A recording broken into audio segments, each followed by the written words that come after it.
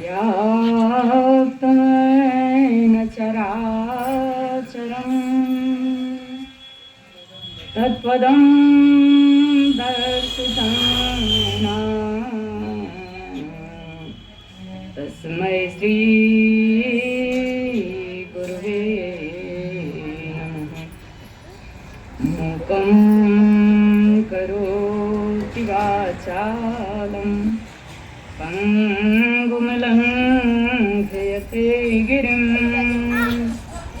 यत्कृपातमहं वन्दे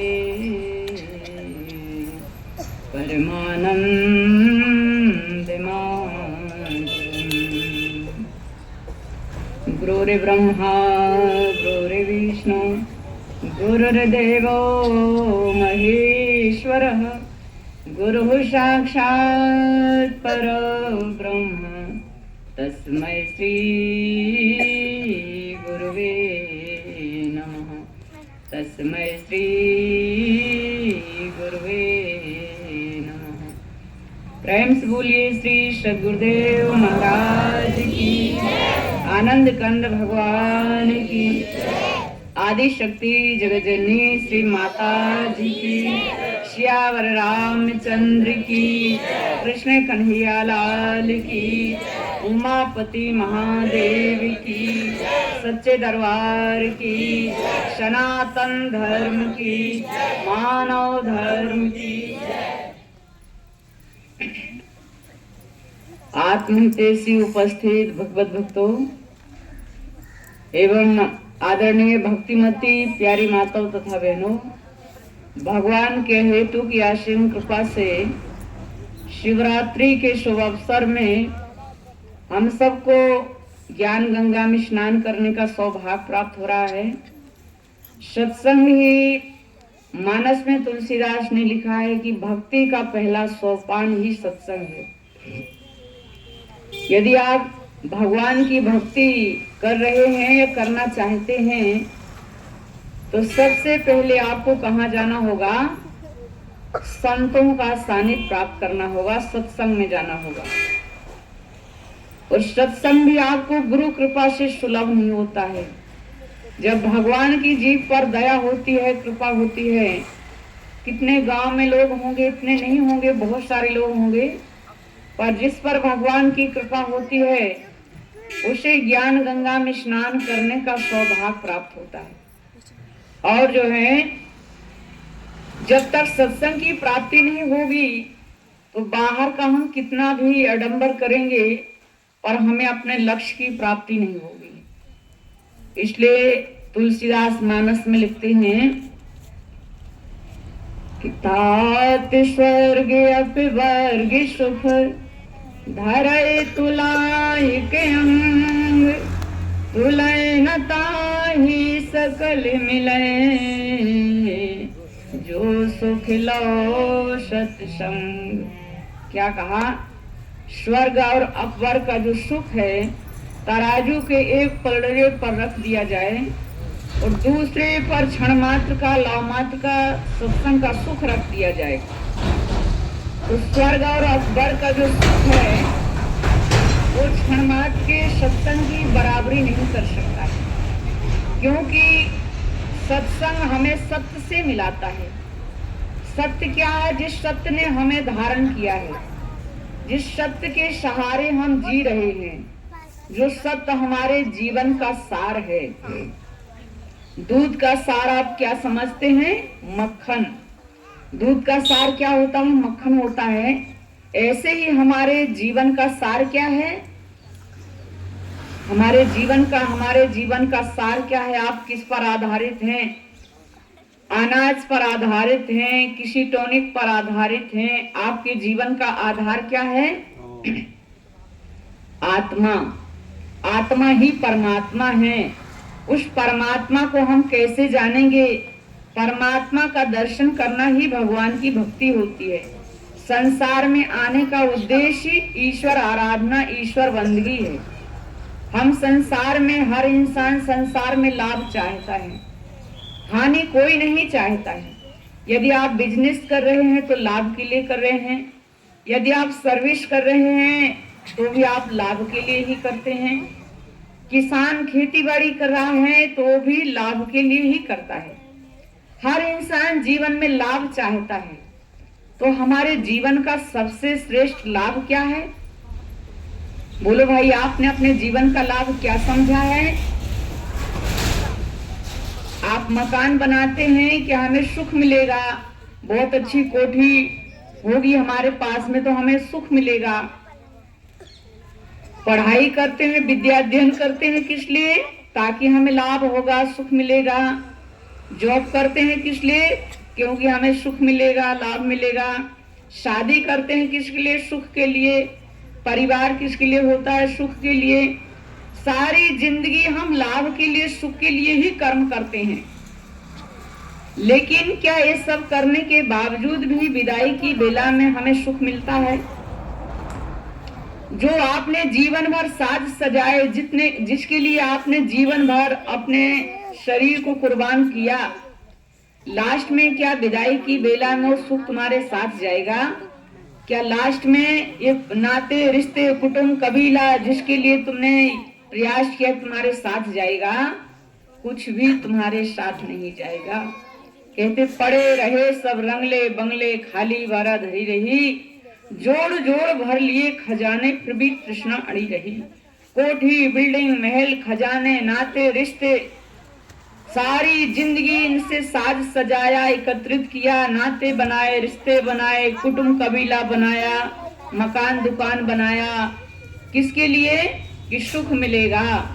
लेकिन आंख बंद होते ही, जब तक आंख खुली है तब तक मेरा मेरा है। आंख बंद होते ही सब तुमसे मिनटों में जुदा हो जाएगा।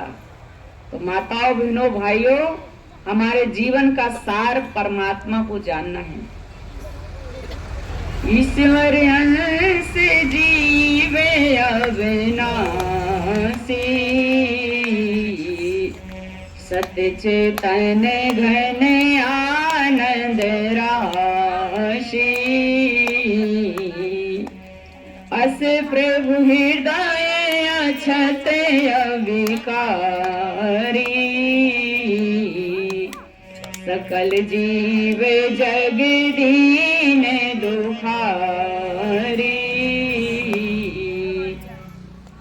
सोई माया बस भयो गोसाई, बंध्यो कीर मर कट की नाई। क्या कहा? ईश्वर अंश जीव अविनाशी। हम सभी ईश्वर के अब जीव हैं। ईश्वर अंश, ईश्वर के अंश हैं। सत चेतन घन आनंद राशि, जो सत्य है, चेतन है, घन यानी इतना ठोस है, आनंद का राशि है, वो कहाँ बसता है? अस प्रभु हृदय अछत अविकारी। ऐसा आनंद को देने वाला सुख की राशि परमात्मा कहाँ बसता है? हम सबके हृदय के अंदर में। अस प्रभु हृदय अछत अविकारी, सकल जीव जग दीन दुखारी। जब ऐसा आनंद का राशि प्रभु परमात्मा सबके अंदर में बस रहा है, तो फिर तो समाज को सुखी रहना चाहिए था। फिर समाज दुखी क्यों है? तो क्या कहा? सोई माया बस भयो गुसाई, बंध्यो कीट मरकट की नाई। समाज के दुख का कारण क्या है? मोह ममता। जैसे मोह में आकर के जब मदारी बंदर को फंसाता है, पकड़ता है, तो क्या करता है? छोटा सा एक मिट्टी का बर्तन होता है, सुराही, जिसका मुंह बहुत छोटा सा होता है, उसके बाहर कुछ चने बिखेर देता है और कुछ चने उसके अंदर डाल देता है। दूर खड़ा हो जाता है, बंदर देखता है, चने के लालच में आता है, कुछ पहले बाहर से चने खाता है, फिर जब उसके अंदर हाथ डालता है और मुट्ठी बंद करता है तो उसका हाथ फंस जाता है। मदारी जो उसका मन मुट्ठी में था, चने में था, मदारी जो है उसके गले में रस्सी डालता है, उसे पकड़ लेता है, और जो उसका हाथ फंस गया था जैसे डंडा मारता है, लकड़ी मारता है, तो उसका मन जो मुट्ठी में था, चने में था, वो छूट करके दर्द में चला जाता है और हाथ छोड़ दे, मुट्ठी छोड़ देता है, उसका सुराही से हाथ निकल जाता है। यही स्थिति इंसान की है। समाज के दुख का कारण क्या है? समाज जान भी रहा है, उसको पता भी है कि हम संसार में आए हैं, अमर संसार में नहीं रहना है। भगवान ने एक चांस दिया है, अवसर दिया है, मौका दिया है अच्छा कर्म करने के लिए। अच्छा कर्म क्या है? यही घड़ी यही बेला साधु, यही घड़ी यही बेला रे, लाख खर्च फिर हाथ में आवे, मानुष जन्म दोहेला रे। मनुष्य का जीवन ईश्वर मिलन की घड़ी है, ईश्वर मिलन की बेला है। मनुष्य योनि में ईश्वर से मिला जाता है। तो संसार में सबसे बड़ा लाभ व्यक्ति को क्या है? भगवान को जानना, अपने आप को जानना, आत्मा के लिए कर्म करना ही सबसे बड़ा लाभ है। यदि आपने अपने आप को नहीं जाना तो आप भगवान को कभी नहीं जान सकते, क्योंकि शरीर भगवान का बनाया हुआ चेतन मंदिर है।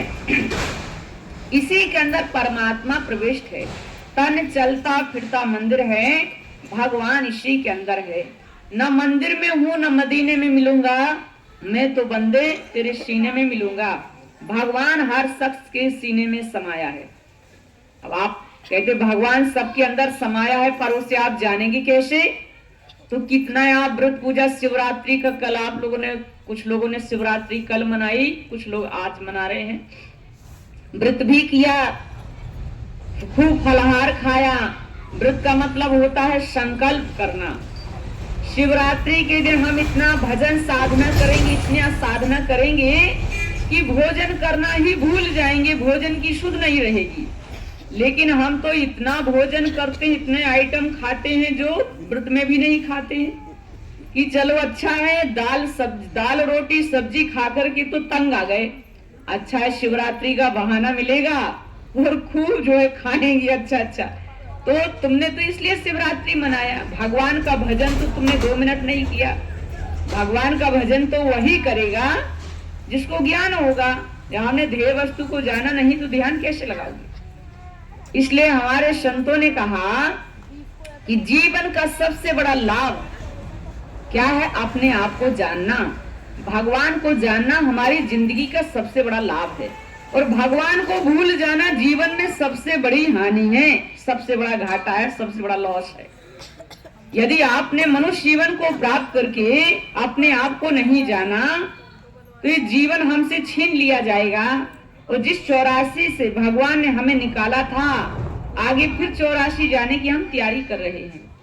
इसलिए संतों ने कहा है, आगे तुलसीदास मानस में लिखते हैं, राका पति षोडश सुगह तारा गण समुदाय, सकल गिरे दब लाइए, रवि बिन रैन न जाए। ऐसे ही बिना हरि भजन खगेसा, मिटहि न जीवन के रे कलेशा। क्या कहा कि राका पति षोडश सुगह, आकाश में पूर्ण रूप से जो है सूर्य उदित हो जाए। राका पति षोडश सुगह, तारा गण समुदाय, तारा गण का समुदाय भी अपनी पूर्ण कला से आकाश में उदित हो जाए। राका पति षोडश सुगह तारा गण समुदाय, सकल गिरे दब लाइए, रवि बिन रैन न जाए। सारे जंगल में आग लगा दी जाए, बहुत प्रचंड उसका प्रकाश हो जाए, लेकिन जब तक सूर्य उदय नहीं होगा तो क्या रात्रि का गहन अंधकार खत्म हो सकता है? बोलो, कितना ही आप रोशनी कीजिए, लेकिन जब तक सूर्य उदय नहीं होगा रात्रि का गहन अंधकार खत्म नहीं हो सकता है। ऐसे ही कहते हैं कि ऐसे ही बिन हरि भजन खगेशा, ऐसे ही दुनिया के लोगों तुम बाहर का कितना आडंबर कर लो, खूब शिवरात्रि मना लो, खूब जो है रामनवमी मनाओ, दुर्गा नवमी मनाओ, लेकिन ये तुम्हारे मन की भक्ति है। जब तक मान अहंकार को तुमने नहीं त्यागा, आत्मज्ञान को प्राप्त नहीं किया, भजन साधना नहीं किया, क्योंकि गीत गाने से कल्याण नहीं होता है, कल्याण कर्म करने से होता है। आप रोटी का गीत गाएंगे, शब्दों का जाल एक गहन जंगल की समान होता है। शब्दों का जाल क्या है? एक घने जंगल के समान है, जो कि इसमें हमें उलझते ही जाना है, सुलझने का तो कोई मार्ग ही नहीं है। शब्दों का उच्चारण क्या होता है? शब्दों का काम होता है जिज्ञासा। शब्द से आपको जिज्ञासा उत्पन्न हो जाएगी।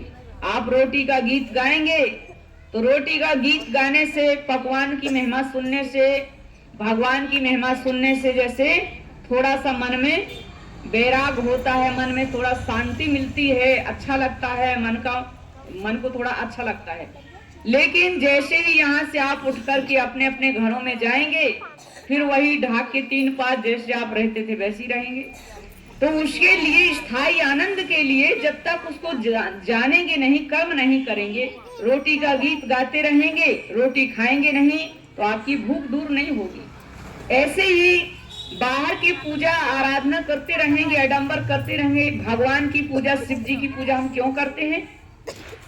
शिव जी महान थे, महान पुरुष थे, और उस नाम का स्मरण करते थे। जिस नाम का स्मरण करते हलाहल विष भी पिया, फिर भी वह उनका कुछ नहीं बिगाड़ पाया। मीरा ने विष जहर पान किया, लेकिन नाम का स्मरण करते हुए उसने उसका पान किया तो जहर भी उसका कुछ नहीं बिगाड़ पाया। तो इन महान पुरुषों की हम पूजा इसलिए करते हैं कि ये कितने महान थे, इनके कर्म कितने बुलंद थे, इसलिए हम उनके मंदिर बनाते हैं, उनकी फोटो बनाते, तस्वीर मूर्ति बना करके उनकी पूजा करते हैं। अब सारी जिंदगी आप उनकी पूजा ही करते रहेंगे, उनके बताए हुए मार्ग का अनुसरण नहीं करेंगे, तो तुम्हारी गति, तुम्हारा कल्याण कैसे होगा? कहते महाजनो एन गतासा पंथा, कौन सा मार्ग हमारे लिए श्रेष्ठ मार्ग है? तो कहते जिस मार्ग पर महान पुरुष चले हैं, उसी मार्ग का हमें अनुसरण करना चाहिए। राम जी को तो आप मानते हैं, राम जी को अयोध्या में आजकल कितनी भीड़ है, दुनिया जो अयोध्या जा रही है, देश तो क्या विदेश क्या, राम जी को सभी मानते हैं, पर राम जी का कहना क्या है? राम जी हमें समाज को क्या देना चाहते हैं, क्या समझाना चाहते हैं? और एक सुगुप्त मत सबहि कहूं कर जोर, शंकर भजन बिना नर भक्ति न पावहि मोर।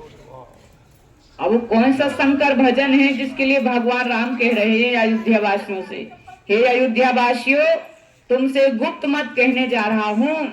वो कोई राजा होने के नाते नहीं, अवतारी होने के नाते नहीं, बल्कि मानव होने के नाते तुम भगवान का भजन करो। शंकर भजन क्या है? जब तक तुमने भगवान के नाम का स्मरण नहीं किया, भजन नहीं किया, तब तक तुम्हारी गति, तुम्हारा कल्याण नहीं होना है। तो माता बहनों भाइयों, समाज के दुख का कारण क्या है? उसकी अज्ञानता। ये अज्ञानता जब तक हमारे जीवन से खत्म नहीं होगी, तब तक हमारे दुखों का निवारण नहीं होगा। इसलिए मान अहंकार को त्यागिए। झुकते वही हैं जिसमें जान होती है, आंकड़े रहना तो मुर्दों की पहचान होती है। हमें झुकना होगा।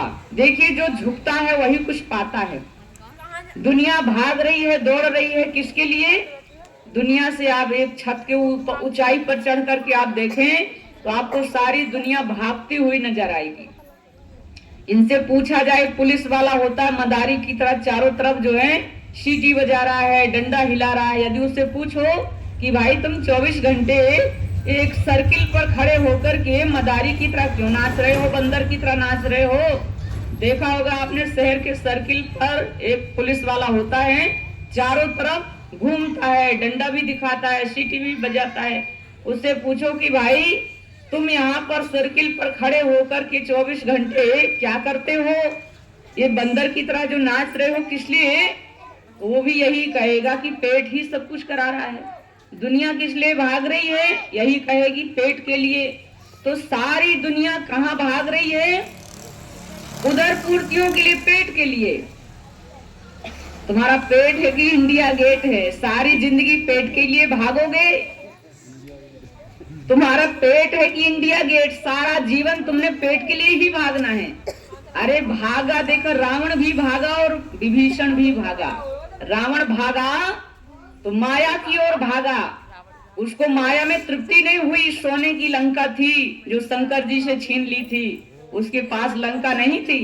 पूजन कराने गया शिव जी ने, बड़ी सुंदर साबित जो है गौड़ा जी ने कहा देवी ने कि दुनिया बड़े ठाठ से रहती है और हम कैलाश पर रहते हैं, हम भी तो सुख शांति से रहना चाहते हैं, हमारे लिए भी एक सुंदर कोठी बनाई जाए।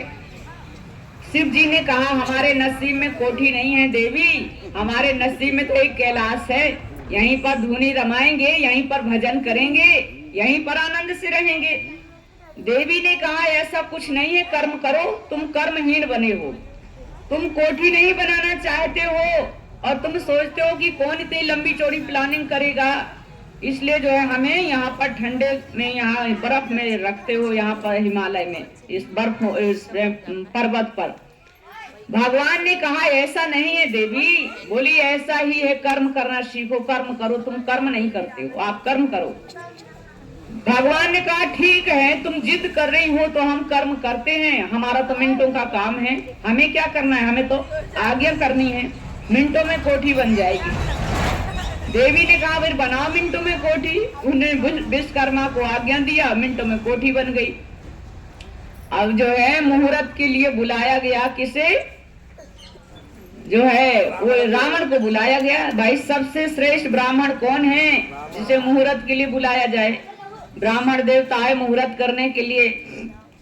अब जो है पूजन पाठ मुहूर्त हुआ, शिव जी ने कहा कि तुम आज हमारे यहाँ मुहूर्त में आए हो, विप्र देवता जो तुम्हारी इच्छा है मांग लो। उसने कहा क्या दे दोगे? शिव जी ने कहा रे ऐसा भी होता है कि विप्र जो है मांगे और उसे इनकार किया जाए, तुम्हारी जो इच्छा है मांगो दिया जाएगा। तो रावण कहता है कि जो लंका जिसका हम मुहूर्त करने आए हैं ये हमारे मन में बस गई है, ये लंका मेरे मन में बस गई, और यदि आप देना ही चाहते हो, बड़े दयालु हो, तो लंका मुझे दे दो। तो जो है थोड़ी देर के लिए तो भगवान तो मौन हो जाते हैं कि लंका तो बनाई थी देवी के सुख शांति के लिए, पर ये लंका तो ये विप्र देवता मांग रहा है। तो भगवान ने कहा कि ठीक है, लंका तुम मांग रहे हो तो ले लो। और देवी ने उनको गुस्सा आया, उन्होंने उपन तो नहीं किया पर अंदर से श्राप दे दिया कि तू आया था मुहूर्त में और मैं तो मुहूर्त क्या जो है तूने मेरे से लंका मांग लिया, अब तू भी इस लंका में शांति से नहीं रह पाएगा। और जो है कहते हैं कि माया की तरफ वो भागा, माया उसके पास सब कुछ लंका भी दे दी भगवान ने, फिर भी हाविश की खोपड़ी नहीं भरी। कहते जो 10 20 50 हुए, शत होए हजारन लाख मंगेगी, कोटि अरब खरब या शंख महापति होने की चाह जगेगी, स्वर्ग पाताल का राज करूं तृष्णा की अति आग लगेगी, सुंदर एक संतोष बिना सठ तेरी तो भूख कभी न भरेगी। जब तक संतोष रूपी खजाना नहीं होगा तो बाहर के खजाने से हाविश की खोपड़ी नहीं भरती है। उसी का भाई विभीषण भागा। विभीषण कहाँ भागा? भगवान की ओर भागा। उसने चारों तरफ से अपने मन को हटा लिया और अपने मन को प्रभु चरणों में लगाया और भागा, भगवान की ओर भागा। वो भगवान से विभीषण ने कुछ मांगा नहीं था, वो तो भगवान की शरण में आया था। विभीषण कहता है कि मैंने आपका नाम सुना था कि आप बहुत महान हैं, सबकी रक्षा करते हैं, इसलिए मैं आपकी शरण में आया हूँ, मेरी रक्षा कीजिए।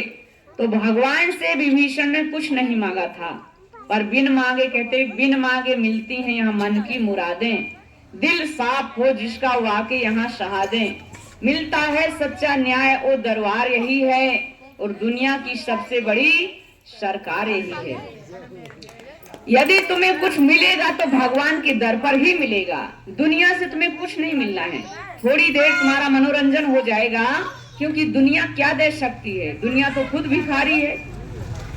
जो तुम्हें मिलेगा भगवान के दर पर ही मिलेगा। इसलिए मान अहंकार को त्यागिए। हम ऐसे प्रभु परमात्मा की संतान हैं जो दया के सागर हैं, त्रिलोकी के नाथ हैं, और हम उनसे संसार में आकर उनसे बिछुड़ गए हैं। उनसे बिछुड़ने के कारण हम दुखी हैं और अशांत हैं। जिस समय प्रभु परमात्मा का हमें सहारा मिल जाएगा, सानिध्य मिल जाएगा, हमारे दुख दर्दों का निवारण हो जाएगा, हमारा जीवन खुशहाल होगा, हमें अपने लक्ष्य की प्राप्ति होगी। जिसके लिए मनुष्य का जीवन हमें मिला है, हमें अपने लक्ष्य की प्राप्ति होगी और भगवान हमारे आचरण से खुशहाल होंगे, प्रसन्न होंगे। भगवान प्रसन्न हो गए तो समझ लीजिए 84 के बंधन कट गए। 84 में फिर हमें पुनः 84 में नहीं जाना पड़ेगा। और संसार में आकर के यदि आप अपने मन के गुलाम बन गए कि भाई हमारा मन जैसा कहेगा हम वैसा ही करेंगे, आप कितना ही हमें अच्छी बात सुना दीजिए पर हम तुम्हारी बातों पर अमल नहीं करेंगे। क्योंकि दुर्योधन भी यही कहता था भगवान श्री कृष्ण महाराज से कि आप जो समझाना चाहते हैं हम भी जानते हैं कि जो है आंख बंद होते सब यहीं रह जाएगा, लेकिन हम इसको जो है अर्जुन को 5 गांव भी नहीं देंगे। हम ये सब जानते हैं कि मकान, दुकान, नाते रिश्ते, कुटुंब, कबीला, सेना ये किसी के साथ नहीं जाएगी। कृष्ण हम भी जानते हैं पर हमारा मन आपकी बातों को सुनने के लिए स्वीकार नहीं करता है। 5 गांव भी आप 5 गांव मांग रहे हैं पांडवों के लिए, पर हम सुई रखने के लिए भी, जितने जगह सुई रखने की नोक के लिए भी नहीं देंगे, क्योंकि हमारा मन तुम्हारी बातों को स्वीकार नहीं करता है। ऐसे ही वो जान भी रहा कि हम जान भी रहे हैं कि मकान, दुकान, नाते रिश्ते, कुटुंब, कबीला ये सब यहीं रह जाएगा, फिर भी मेरा मन स्वीकार नहीं कर रहा है, फिर भी मेरा मन देने को तैयार नहीं है। तो भगवान ने कहा नहीं देने को तैयार है तो फिर हो जाओ तैयार लड़ने के लिए। जब तुम्हारा मन देने को तैयार नहीं है तो फिर युद्ध करो। और युद्ध में क्या हुआ कि सब कुछ खो गया, सब कुछ गया और विजय उसी की हुई जिसने धर्म की रक्षा किया। तो कहने का मकसद कि हम भी ये सब जानते हैं, समाज ये जानता है कि हम दुनिया में खाली आए और खाली दुनिया से जाना है। संसार में आने का उद्देश्य ईश्वर आराधना, ईश्वर बंदगी है, लेकिन फिर भी नहीं जानता है। यही हमारे दुखों का कारण है। इसलिए मान अहंकार को त्यागिए। यदि अपना हित चाहते, अपना कल्याण चाहते हैं तो हमें ज्ञान गंगा में स्नान करना होगा, साधु संतों के, महान पुरुषों के बताए हुए मार्ग का अनुसरण करना होगा, तभी हमारे जीवन का उद्धार कल्याण होगा। एक भजन होगा, सभी लोग मिलकर बोलेंगे, प्रेम से बोलिए आनंद कंद भगवान की जय, सच्चे दरबार की जय।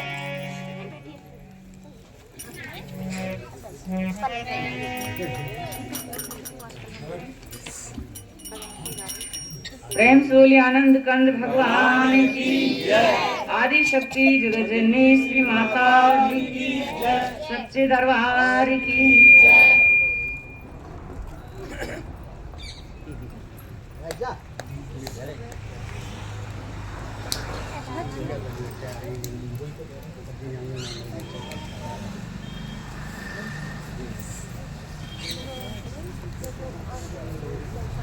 प्रभु सारी दुनिया से ऊंची तेरी शान है, कितना महान है तो कितना महान है। प्रभु सारी दुनिया से ऊंची तेरी शान है, कितना महान है तो कितना महान है तो कितना महान है।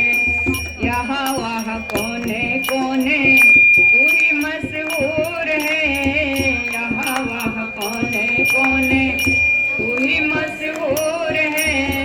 निकट से निकट और दूर से भी दूर है, निकट से निकट और दूर से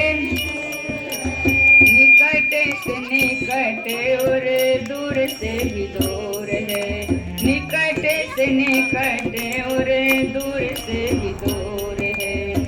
तुझ में समाया हुआ सकल जहान है, तुझ में समाया हुआ सकल जहान है। कितना महान है तो कितना महान है, कितना महान है तो कितना।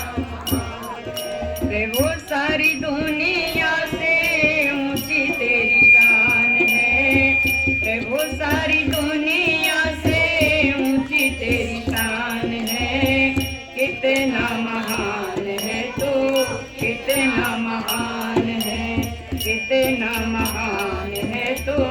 कितना तू ही एक मालिक है सारी कायनात का, तू ही एक मालिक है सारी कायनात का। फूलों भरी क्यारियों का तारों की जमात का, फूलों भरी क्यारियों का तारों की जमात का, फूलों भरी क्यारियों की तारों की जमात का। तेरी ही जमीन है और तेरा आसमान है, तेरी ही जमीन है और तेरा आसमान है। कितना महान है तो कितना हे प्रभु सारी दुनिया से ऊंची तेरी शान है। कितना महान है तो कितना महान है प्रभु सारी दुनिया से ऊंची तेरी शान है। कितना महान है तो कितना महान है तो कितना। सब में जो रंग देखे सभी तेरे रंग हैं, सब में जो रंग देखे सभी तेरे रंग हैं। जग में अनेकों तेरे पालने के ढंग हैं, जग में अनेकों तेरे पालने के, जग में अनेकों तेरे पालने के ढंग हैं, जग में अनेकों तेरे पालने के ढंग हैं। तुझको तो छोटे बड़े सबका ही ज्ञान है, तुझको तो छोटे बड़े सबका ही ज्ञान है। कितना महान है तू, कितना महान है, कितना महान है तो कितना। प्रभु सारी दुनिया से ऊंची तेरी शान है, प्रभु सारी दुनिया से ऊंची तेरी शान है। कितना महान है तो कितना महान है, कितना महान है तो कितना। जितने भी दुनिया में जीव देहधारी हैं, जितने भी दुनिया में जीव देहधारी हैं, सभी तेरे प्यार के सामान्य अधिकारी हैं, सभी तेरे प्यार के सामान्य अधिकारी हैं, सभी तेरे प्यार के सामान्य अधिकारी हैं, सभी तेरे प्यार के सामान्य अधिकारी। पति के सभी को दिया तूने वरदान है, पति के सभी को दिया तूने वरदान है। कितना महान है तू, कितना महान है, कितना महान है तू, कितना। प्रभु सारी दुनिया से ऊंची तेरी शान है, प्रभु सारी दुनिया से ऊंची तेरी शान है। कितना महान है तो कितना महान है, कितना महान है तो कितना। प्रभु सारी दुनिया से ऊंची तेरी शान है, प्रभु सारी दुनिया से ऊंची तेरी शान है। कितना महान है तो कितना महान है, कितना महान है तो कितना। प्रेम से बोलिए आनंद कंद भगवान की सच्चे दरबार की। अभी हमने भजन सुना, भजन के बोल थे प्रभु सारी दुनिया से ऊंची तेरी शान है। कितना महान है तू, कितना महान है भगवान, कितना महान है जो कि हम सब का सच्चा हितैषी है, सच्चा सारथी है, सच्चा रक्षक है। और संसार में हम आए भी प्रभु परमात्मा का दर्शन सेवा बंदगी के लिए मालिक ने हमें मौका दिया है, अवसर दिया है। तो हम ऐसे मौके से लाभ उठाएं।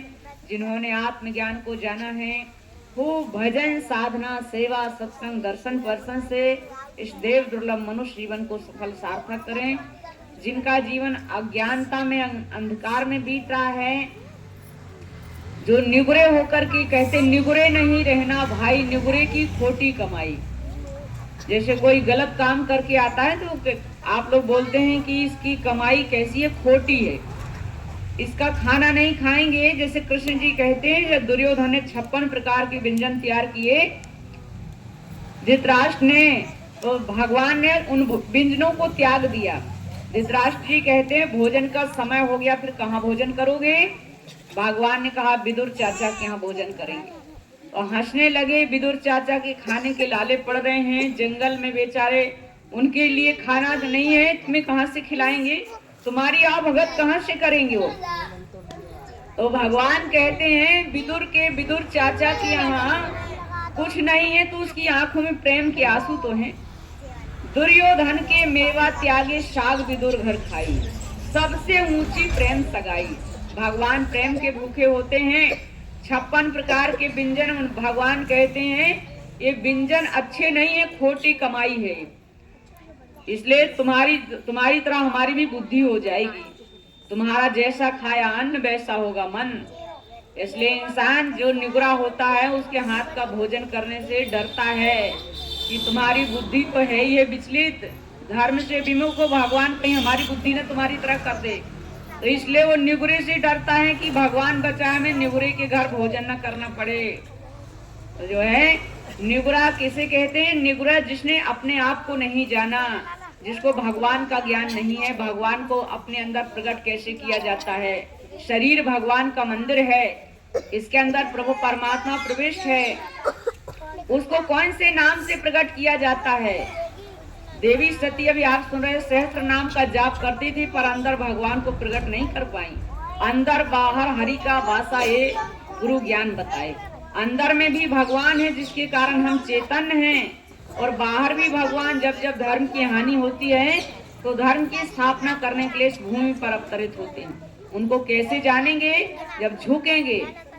झुकने से हमारा अहंकार खत्म होता है, और जब तक अहंकार रहेगा तब तक ज्ञान नहीं मिलता है। बस ज्ञान का जरिया। और तो आपको दुनिया में तंत्र मंत्र तो बहुत मिल जाएंगे, गली गली गुरु फ्रे कंठी माला देत, और कछु धंधा नहीं द्रिब कमावन है। कानावाती कुर तू चेला में गुरु, 100 रुपया धर पहले मेरा पेट भर, तू मर चाहे तर मैं तो चला अपने घर। बहुत गुरु मिल जाएंगे गली गली में, गली गली गुरु फ्रे कंठी माला दे। गली गली में ऐसे गुरु बहुत मिल जाएंगे। तुम मरो चाहे तरो, हमें क्या लेना देना है, तुम हमारा पेट भर दो, हम तो चले अपने घर। तो उन गुरु को तुमसे कोई मतलब नहीं है, तुम उनके अंदर इतनी समर्थ ही नहीं है। ये समर्थ तो भगवान के अंदर होती है।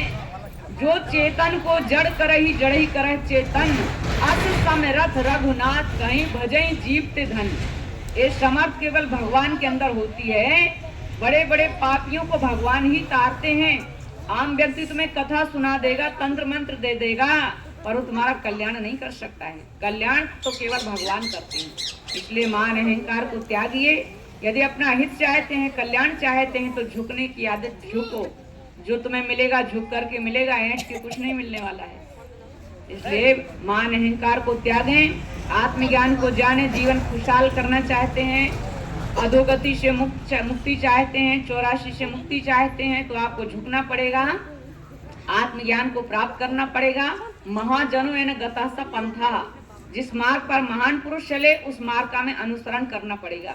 यदि आप मन के गुलाम बने हैं कि नहीं नहीं भाई हम तो जो हमारा मन ले जाएगा हम वहीं जाएंगे, तो मन तुम्हें गड्ढे में गिरा देगा 84 के, फिर पछताओगे। पछताने से कोई लाभ नहीं होगा। इसलिए मन की नहीं चलने देना। भक्त तो वही होता है जो मन पर नियंत्रण करता है। दुर्योधन के मन पर नियंत्रण नहीं था। दुर्योधन ने महाभारत करवा दिया क्योंकि घर में उसके मन पर नियंत्रण नहीं था। इसलिए मन जीता तने जग जीता।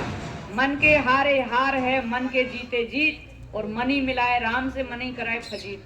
सारे दुखों का कारण ये मन ही तो है। मन भगवान की भक्ति नहीं करने देता है, मन भगवान से नहीं मिलने देता है।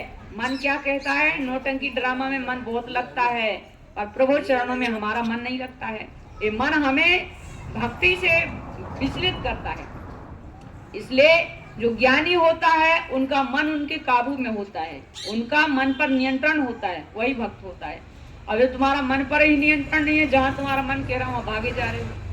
तो इसलिए मान अहंकार को त्यागें, आत्मज्ञान को जानें।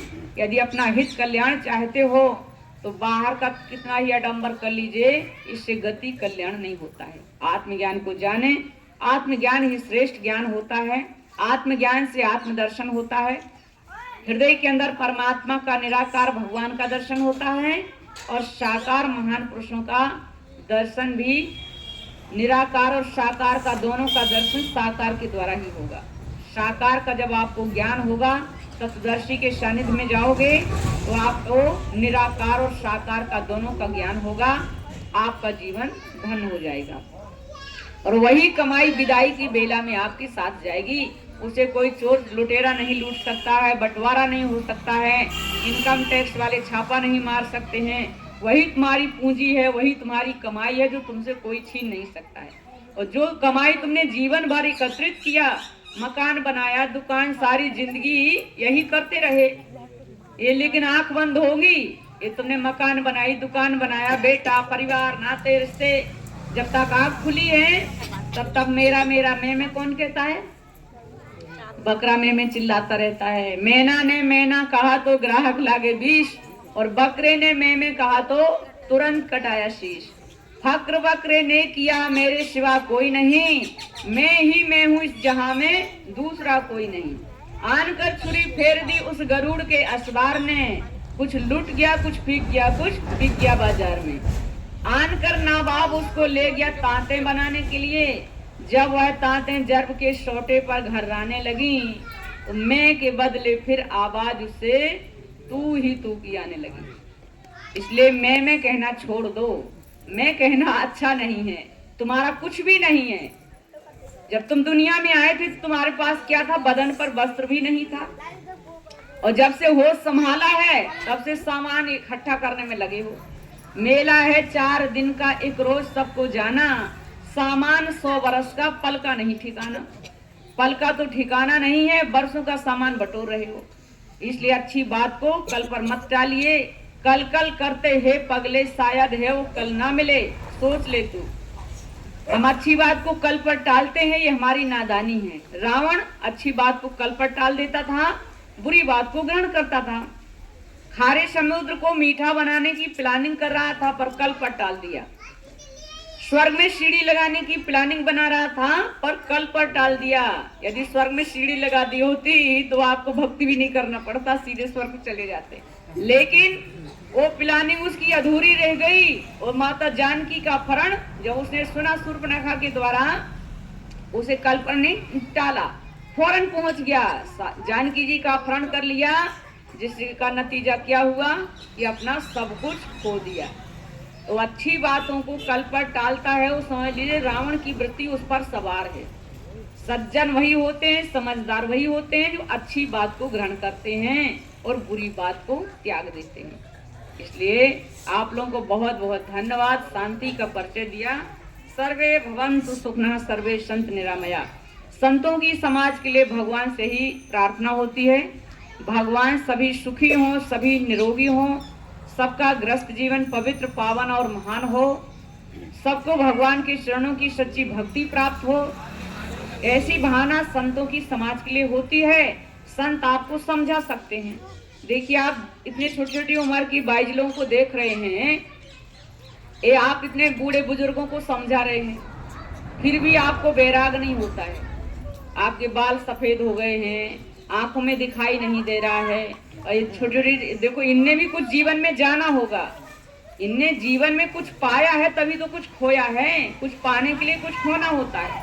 उनने उस प्रभु को जीवन के अंदर में जाना है, उन्हें हृदय के अंदर में भी उस ईश्वर का दर्शन किया है, और बाहर भी समय के आए हुए महापुरुष का सानिध्य प्राप्त किया है। तब उनको दुनिया से बैराग हो गया कि दुनिया में कुछ नहीं रखा है। और हम इनके द्वारा सत्संग सुनते हैं और फिर भी हमें बैराग नहीं होता है। कितनी बड़ी विडंबना है, कितनी बड़ी विडंबना है कि आप इतने बुजुर्ग होकर के, इतने उम्र हो गई, फिर भी वही गृहस्थी में पापड़ बेलने में लगे हो, फिर भी तुम्हें बैराग नहीं होता है। इसलिए हमारे मन में वैराग होना चाहिए। ये दुनिया नश्वर है, क्षणभंगुर है, छूट जाने वाली है, और हमारा सच्चा हितैषी, सच्चा सारथी प्रभु परमात्मा है। प्रभु परमात्मा के चरणों में अपने मन को लगाइए, जिसके लिए भगवान ने अवसर दिया है, मौका दिया है। यहाँ मकान, दुकान, नाते रिश्ते ये सब इकट्ठा नहीं करना है। ये तो 84 में भी कर लोगे, 84 में भेज देगा भगवान, तो ये सब वहां बटोरते इकट्ठे करते रहोगे। एक मनुष्य का जीवन केवल परमात्मा का दर्शन करने के लिए मिला है। परमात्मा का दर्शन कर लिया, कहते तो जिंदगी की बाजी क्या है, जिंदगी एक जुए का खेल है। लोग जुआ खेलते हैं दीपावली में, और जब जीत जाते हैं तो बड़े प्रसन्न होते हैं, जी हमारे बल्ले बल्ले हो गए, बहुत कुछ जीत करके लाए। और हार जाते हैं तो मुंह लटका करके आ जाते हैं, जी गांठ का भी चला गया हमारा। ऐसे ही हमारी जिंदगी एक जुए का खेल है। यदि प्रभु चरणों में मन लग गया तो तुम्हारी जिंदगी के बल्ले बल्ले हो गए, जिंदगी की बाजी जीत जाओगे, और इस जिंदगी से तुम्हें एक जन्म नहीं कई जन्म लाभ मिलेगा। और यदि हार गए, मन तुम्हारा प्रभु चरणों से वंचित हो गया, मन तुम्हारा दुनिया में लग गया, तो जिंदगी की बाजी हार जाओगे। हारने के बाद क्या होगा, ये जीवन भगवान हमसे छीन लेंगे और 84 में हमें भेज देंगे। इसीलिए ज्ञान को प्राप्त करना होता है। अर्जी संतों की है, मर्जी आपकी है। यदि 84 में जाना है तो मन के गुलाम बने रहो, जहाँ मन का है वहाँ भागते रहो। और यदि 84 से मुक्ति पानी है तो अच्छी बात को जीवन के अंदर में ग्रहण करिए। इंसान ही तो समझ सकता है, पशु थोड़ी ना समझता है। इंसान को ही समझाया जाता है। अच्छी बात को ग्रहण करें, आत्मज्ञान को जाने, प्रभु परमात्मा के बताए हुए मार्ग का अनुसरण करें, और अपने सुदेव दुर्लभ मनुष्य जीवन को प्रसारित करें। इतना ही कहकर वाणी को विराम दूंगी। विशेष जानकारी के लिए हमारा गुला रोड पर गायत्री पैलेस के पास में आश्रम है, जहाँ पर हर संडे को 1 से 4 सत्संग प्रोग्राम होता है। आप सादर आमंत्रित हैं। वहां पहुंच करके आप विस्तार से सत्संग का लाभ प्राप्त कर सकते हैं। आपके अंदर जानने की जिज्ञासा है, भगवान का दर्शन कैसे किया जाता है, भगवान से कैसे मिला जाता है, भगवान का कौन सा नाम है जिस नाम का स्मरण करने से नामी प्रकट होता है, तो उसका ज्ञान भी दिया जाता है। जब आपके अंदर जिज्ञासा होगी तो आप जो है आश्रम में भी जा करके सत्संग से लाभ प्राप्त कर सकते हैं। इतना ही कह करके वाणी को विराम दूंगी। आगे आरती प्रसाद होगा, जिसके आप छवि देख रहे हैं, समय के सदगुरु भगवान हैं। और जो है 24-25 होली का महोत्सव, होली प्रोग्राम महोत्सव जो हर साल मनाया जाता है, इस साल भी सतलोक आश्रम मुरादनगर जिला गाजियाबाद में बड़े हर्षोल्लास के साथ मनाया जाएगा। आप सादर आमंत्रित हैं। वहां भी जाकर के आप सत्संग प्रोग्राम और गुरु महाराज जी के दर्शन पर्सन से लाभ प्राप्त कर सकते हैं। 12, 13, 14 हर साल की भांति अप्रैल में भी प्रोग्राम होता है, जहां पर दिव्य विभूतियों के दर्शन पर्सनों का हमें सौभाग्य प्राप्त होता है। वहां बैसाखी में भी आप जाकर के सतगुरु भगवान के दिव्य परिवार सहित दर्शन पर्सन से लाभ प्राप्त कर सकते हैं। इतना ही कहकर वाणी को विराम दूंगी। आगे आरती प्रसाद होगा।